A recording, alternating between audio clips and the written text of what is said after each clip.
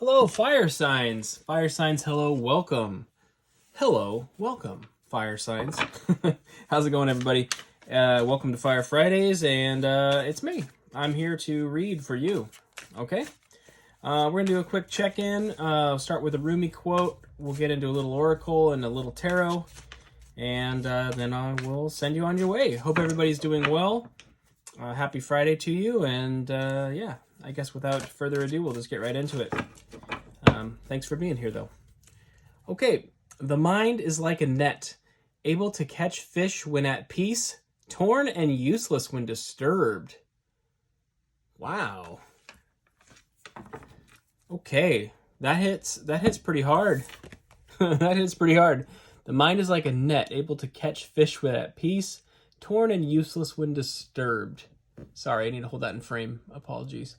Okay, well, I feel like we're kind of right out of the gate. We're jumping into a question of the headspace, right? How are we doing?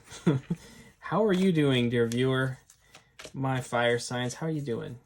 How are things going out there? You know, we all go through states of being. It's you know, has a Nine of Swords energy to it, kind of that disturbed energy. That was a massive fail of a shuffle there, but that's okay. Anyway, these cards, they're feeling a little sticky. Keepers of the Light. All right. Well, what do we have for our fire signs? Okay, this is interesting. This came out. This actually came out yesterday, and I don't recall who it was for. But Kali Ma, facing fear. Major spiritual changes are unfolding. This is your chance to soar. Okay, so we have something pretty significant going on here in terms of facing fears. Yeah. Torn and useless when disturbed. I love that. That is such a... That Rumi quote has really got some kick to it. Holy Amethyst, divine alchemy. Move beyond the current challenges. Focus on what you desire. There's a massive push here, isn't there? There's such a massive push to just get past something. Get unstuck. Eight of Swords, Nine of Swords, you know? It's very much that energy. All right, one more card, please, for our fire signs. One more card. All right, I'm going to do one more shuffle, and then we'll just pull it. And our final card here is El Moira, Awakening Presence. The universe is with you. Wear a cloak of protection and love. Wear a cloak of protection and love. Awakening Presence. Okay. What kind of stands out to me? Oh, that's interesting. Joan of Arc is on the bottom. Voice of truth. Stand strong. Focus on your purpose. Release the fear of persecution and speak your truth. So, okay, so somebody out there, my friends, has a very big urge to speak their truth. There's something that's just under the surface building, and it just needs to be released. Okay.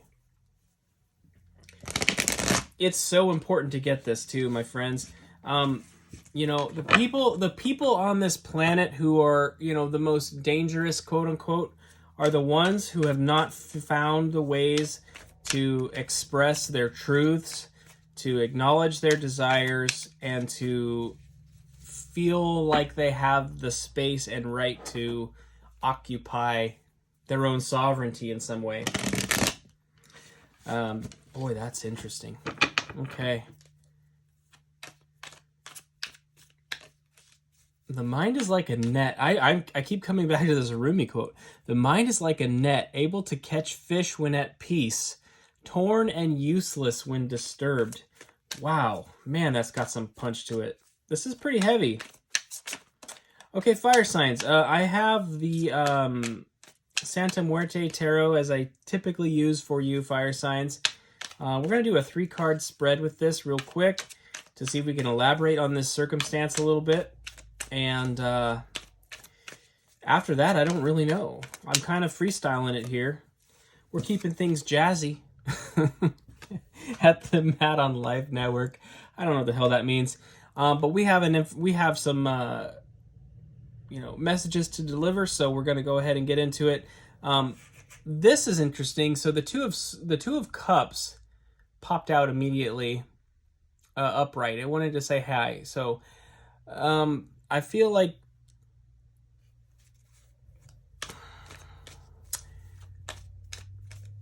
I don't know if there's a proclamation that needs to be made by you or if somebody's feeling that way about you, but there's something that needs to be acknowledged.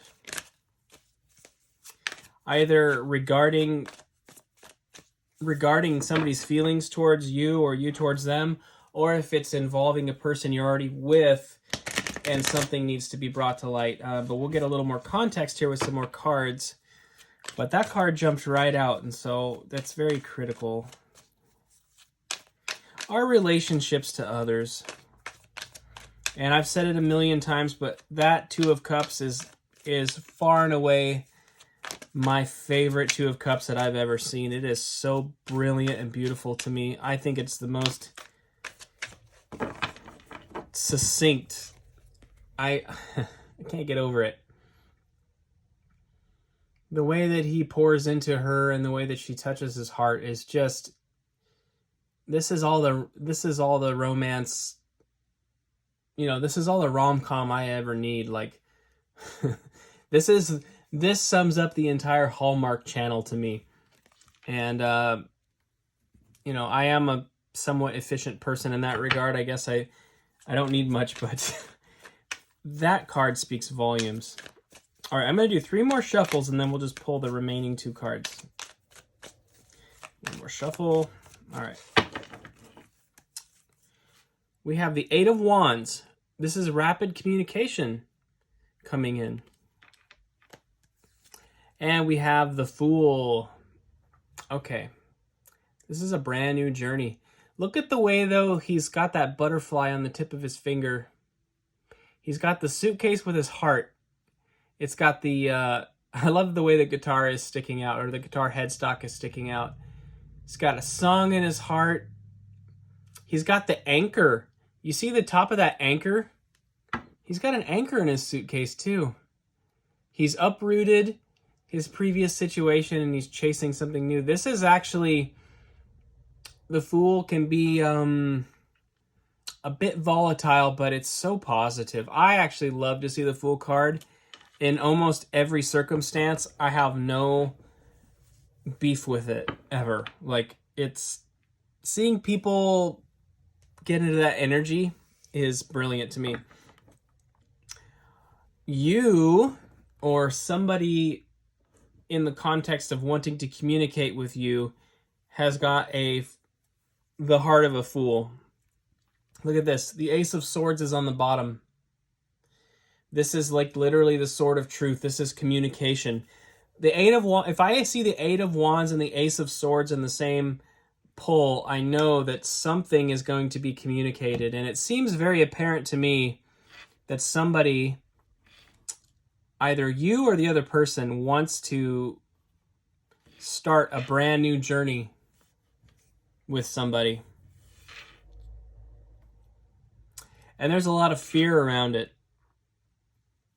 Either you or somebody in context of wanting to reach out to you has something huge to say, something very profound, something very terrifying. Frankly, they're terrified, or you're terrified, to just speak the truth, but the truth has to come out.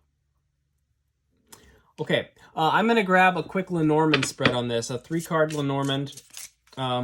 Just to further clarify, but I think if you have these feelings, if you're into somebody or you think somebody may be into you, I think you probably already know what this is. And, love messages and things like that aren't exactly my wheelhouse. Typically, it depends, but This is what's coming forward, so we have to go with it. And by the way, friends, I love that. I love to see that. It's important. It's important to take these chances. You know, coming from the perspective of a masculine, I can tell you it is 1,000% always worth it to take the chances. Now, you have to be receptive to what happens when you do that. You know, you don't want to be pining and chasing and doing all this kind of stuff, but, you know, the reason why I'm sitting at this desk right now is because I took a chance. And it paid off in a huge way. You know, I met a wonderful woman this spring, and I am fully smitten, you know? She's so wonderful, and if I hadn't taken the chance, I wouldn't be here. I wouldn't be at this desk. I'd be in my van driving around, you know, doing whatever, but circumstances shifted radically, and I had to be willing to go with that. I had to be willing to try, and it is what it is. But anyway, okay, our 3-card spread here. This is fantastic. Okay, here's our 3-card spread. We have the Rider, the Coffin, and the Birds. Let me hold that so it doesn't reflect. Sorry, I'm still working out the lighting. Rider, Coffin, Birds. It is a messenger. I love the way the Rider, you see how the Rider's he's literally got a bird. It's like a rider on a camel that has a bird. That's so weird. Okay, I love it. Coffin and Birds. Now, this is a messenger wanting to deliver a message. The birds are sort of like communicators, right? The birds are kind of representing communication. So that you could think of them like swords in a way.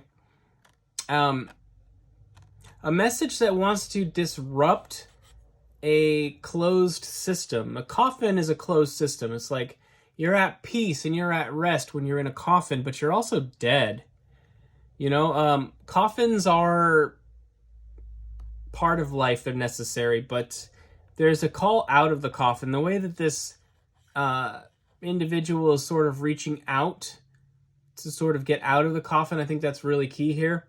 And the birds, again, it's about communication, but it also can represent romantic partners. It's sort of it has a bit of a 2 of Cups lovers kind of vibe to it with those 2 birds. There's a message that wants to break you out of a mold. And I don't know if you're the messenger or they are, but something is about to happen. So I guess what I'm getting at here, my friends, is those of you that are in a situation where if you're pining for somebody, if you have a person that you are admiring in secret, I think it's time to bring it out. I think it's time to bring it to the foreground, to let it be known. And I think that's really beautiful. And then there again, there may be somebody that has a confession for you, you know, and yeah, I guess that's the gist of it. Now, 8, the number 8 stood out to me here with the Coffin card. I know October is the 9th month of the year, but excuse me, did I say 9th month of the year? I did. Please don't shoot me. I'm sorry, but October is actually 8. Octo is 8. Octagon. It's 8-sided, you know, right? October is 8, November is 9, and December is 10. I don't know the backstory on that. It was just an observation I made last year when I actually noticed that, and I thought it was very strange because we seem to be 2 months off, which if you think about the cycles of the zodiac, I'm assuming it has something to do with that, but I don't know yet. I have to do some deep dive on it. 8 and Coffin makes me think of this month. There may be something to look for this month is all I'm saying, really. So, okay, that was a bit weird. But anyway, fire signs, that is what I have for you. I think it's important to be bold. It's important to be bold and to be a fool, especially around matters of love. You have to take your shot. You have to try. You also have to be willing to accept the results if they don't go in your favor. But the message here is to not be afraid, because you're not gonna. You'll miss 100% of the shots you don't take. You know. Apparently Wayne Gretzky said that, and I don't know, but that's a thing that men like to say to other men when we're talking about doing stuff. So you miss 100% of the shots you don't take. This applies across the board, whether you're a man, a woman, or anything in between. And it's really, really important to recognize the fact that when you have these kinds of feelings for somebody, most of the time we regret things we don't do more than the things we do. You know, missed opportunities that were missed because we didn't try are probably the things that the majority of people regret on their deathbed, more so than the things they tried and failed, you know? So that's what I have for you, fire signs. Thank you for being here. Best of luck with this energy. I will see you next time. Look for nearly daily videos of collective readings and otherwise. And yeah, fantastic. A fool in love. A fool in love. Is there anything more terrifying and fantastic than that? All right. See you next time.